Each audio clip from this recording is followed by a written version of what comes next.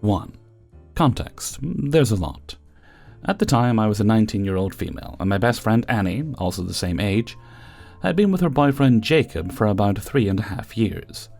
Jacob and my boyfriend Carlos had been friends for even longer. Annie had to leave her parents' house, so she moved in with Jacob and his parents.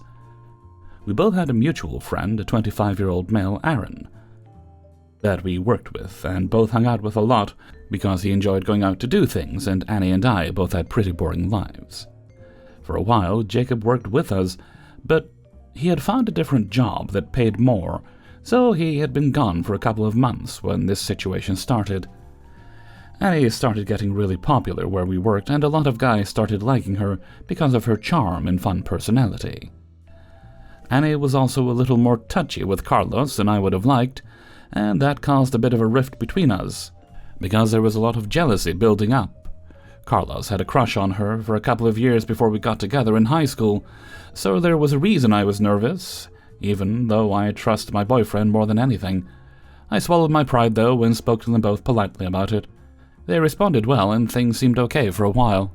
Now on to the main story of this post. Aaron moved to a different department where we worked, and they paid more, so Annie moved over there as well.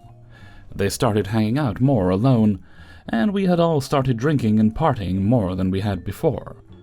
Annie also started not going home to her boyfriend for weeks at a time, but he trusted her so much that he wasn't worried. After a while, Annie started distancing herself from me for unknown reasons, but I didn't push her because we both have mental issues and I understood. Then one day, she randomly told me she wanted to break up with Jacob. I personally thought her reasoning was unreasonable, but I'm not one to judge her decisions, so I just tried to support her as much as I could.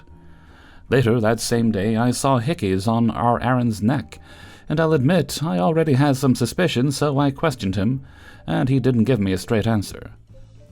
About an hour later, Annie texted me to meet up, and there they told me that they had been making out the night before. I tried not to act mad, as I'm not necessarily involved, but they also know that I hate the idea of cheating.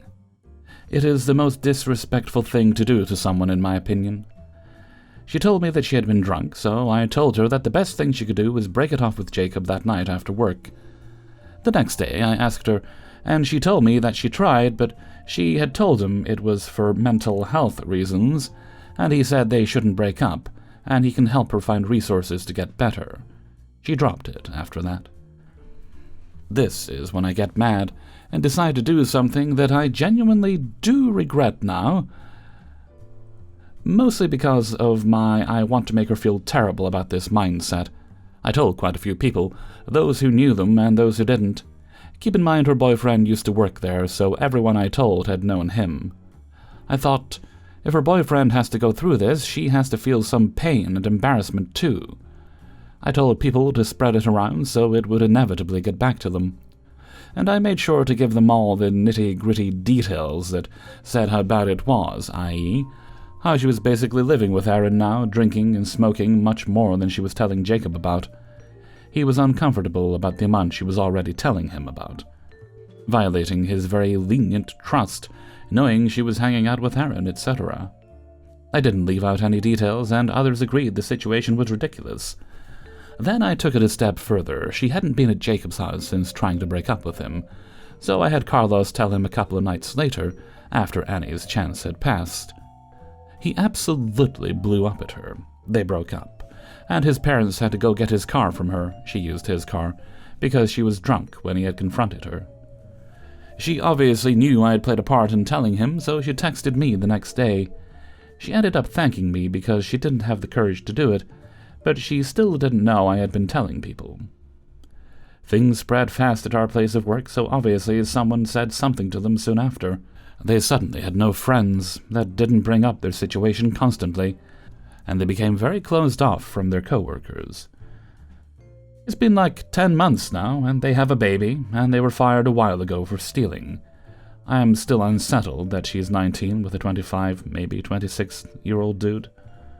So cool. 2. My mom is like a terrible hoarder, and for the past 2 years I've lived with her, I've tried to clean the house constantly, but there's just no place to put everything.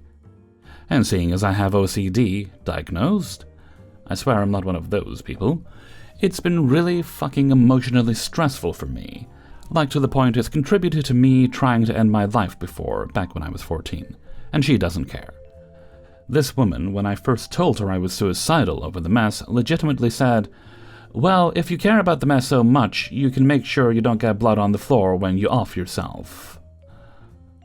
But then played the pity card for money when I was hospitalized. I have my own insurance that covered all my medical bills. She didn't need any money.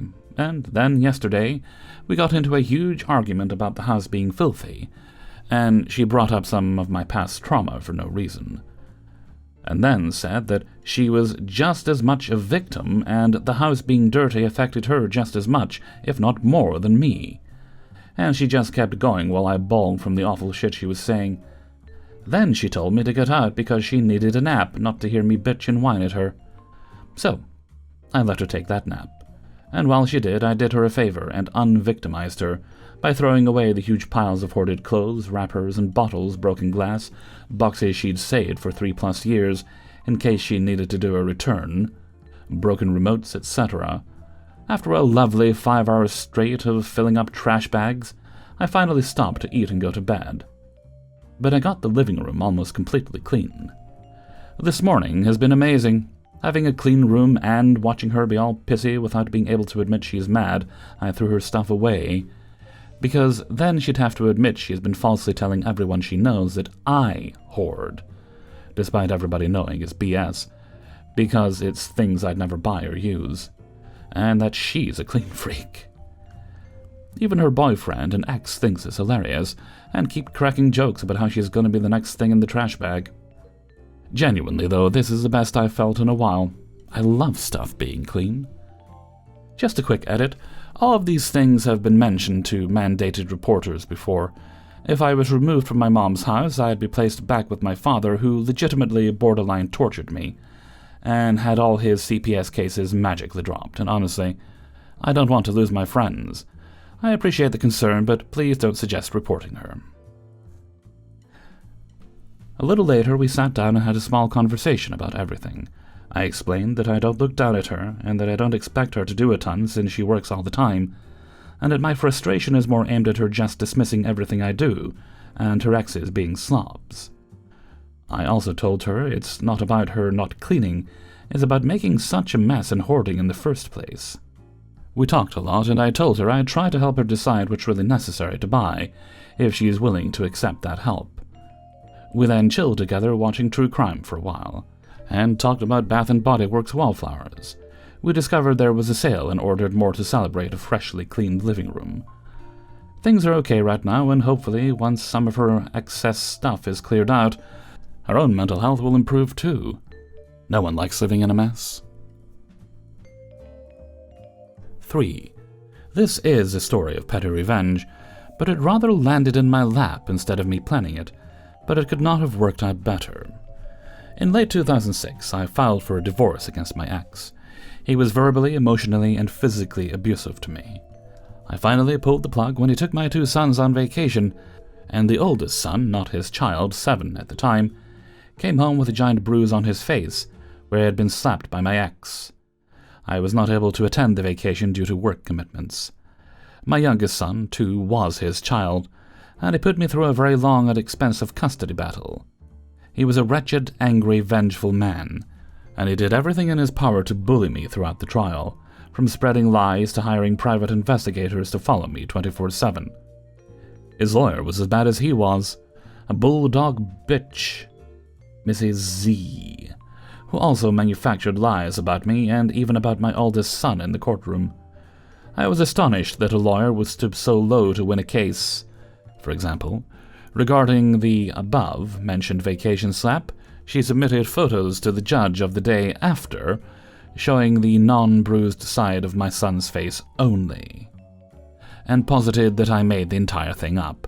Luckily, I had photos of my own. I won primary custody. During our separation of 1.5 years leading to the divorce, I started dating a man who is still my husband today. The divorce was finalized in January of 2008, My new husband Mark and I decided we wanted to get married in April 2008, but being that it was not a first wedding for either of us, we opted for a simple ceremony at the courthouse. We invited our parents and a couple of close friends. We all met at the courthouse, and the room was packed with about 20 couples. Everyone was to stand and be married at the same time. As we waited patiently in the crowded courtroom, we hear the judge enter from the far side of the room. Out of my line of sight, she says, "Well, everyone, it looks like there's a couple here today that I know personally. So I'm going to let them wait until after everyone else says their vows and deal with them afterwards." I look up and see her make her way to the bench.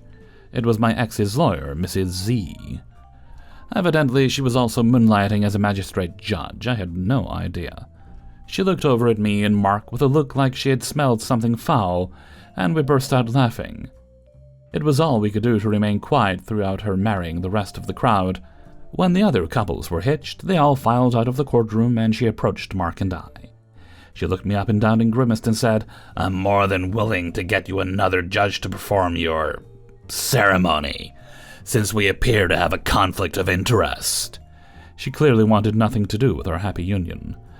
I laughed and said, "Oh, no way, this is too good. We're sticking with you." She scowled and proceeded to read out the marriage rites in a flat, monotone, annoyed tone of voice. We smiled happily and completed our vows and our kiss. Then we asked her if she would take pictures with us, but she declined, stating that she was still technically held on retainer by my ex.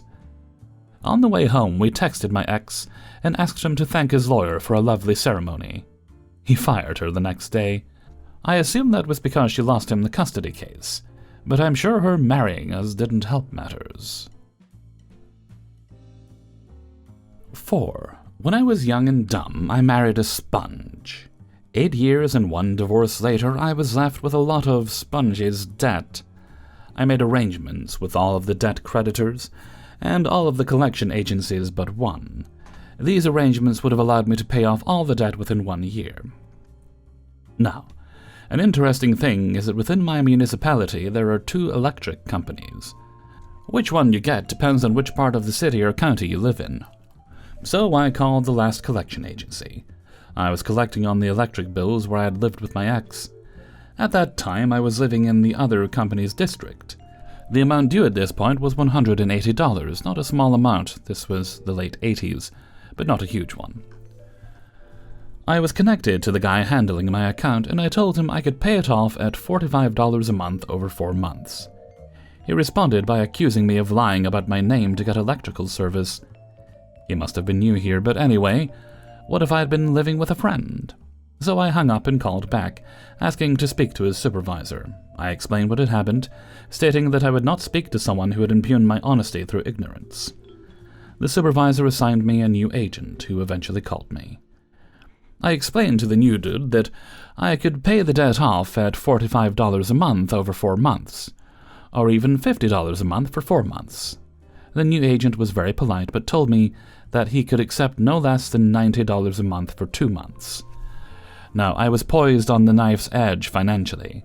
I really could not afford the extra $45 a month without having utilities shut off or denying my child food.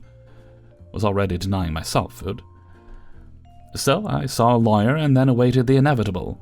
When the process server dropped off my papers, they were suing to garnish my wages. I pulled the trigger and had my lawyer file bankruptcy papers. I was allowed to do a sort of partial bankruptcy. I would pay all of my creditors 75% of the debt over a period of 5 years. Now here comes the petty part. I called the agent again and asked one last time if he wouldn't be able to do $45 a month. He, of course, politely said no. So then I politely said, "Okay, I've just declared bankruptcy, and it turns out that you will be getting $2.25 a month for 5 years. Wouldn't it have been better not to force me into bankruptcy?" This was funny. The server came to my work and asked me to step outside. When we were outside, he gave me the papers, and I asked him, "Why step outside?" He explained that most of the folks he served were embarrassed. I was young and poor, hadn't thought of that. I laughed and told him that I and many of my co-workers had been gleefully awaiting this moment. Yes, I feel bad about the other creditors I had screwed. I explained to them, but not the collection agencies, that during the bankruptcy I was actually not allowed to pay them properly, but that afterwards I would, with interest. All but one declined. That one I paid with interest. And just to clarify before I go, legally the debts belonged to both me and my sponge. And the sponge had no money. So they came after us both, but you can't get blood out of a rock. And I had the not-so-great paycheck over which they were slavering. Silly fools. 5. This one's a long story, so strap in tight. This drama is a few years old at this point. It happened during one of my lowest points in my life. Now that I'm finally healing, I wanted to share a small bit of revenge that I'm still so incredibly proud of. For context, I need to give a bit of backstory. My brother is a violent, manipulative piece of shit to everybody in his life. I, 24, lived with my brother, who was 25, for a little over a year during 2020 to 2021. I'd always been very close to him since we were so close in age. For a long time I deluded myself into thinking his actions were acceptable. I mean, all older siblings hit their kid siblings, right? About 6 months into us living together, he started bringing his new girlfriend around, and about another 4 months later, we all moved into a new apartment together. I got along great with his girlfriend. We had pretty similar personalities, so banter came easily. I still talk to her regularly, even. Back to the point. My brother was never a good boyfriend. He burned through women all the time. But of course all of them were the crazy ones, right? You'd think that would be different if he was willing to sign a lease with this girl, but far from it.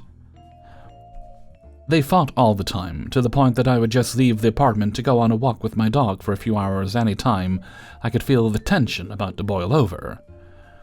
There was even an incident where he tried to run her over with his car.